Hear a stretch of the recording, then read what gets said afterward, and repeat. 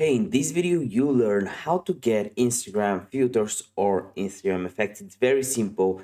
Here's how you do it.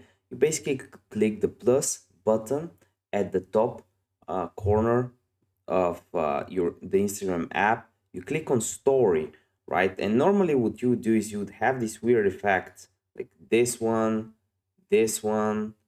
and so on. How do you get them? Well, if you have no effects or the what Pokemon are you and so on, if you have no effects, you just swipe right until you find this browse effects option. You click on it, and then you have effects open, and you can have Instagram effects, selfie effects, and just download them. For example, this one, my tiny army, you just click on try it. You can try it on your own and maybe save it. So this is how you do it. If this video helped you out, give it a like. If you have any questions, comment them down below.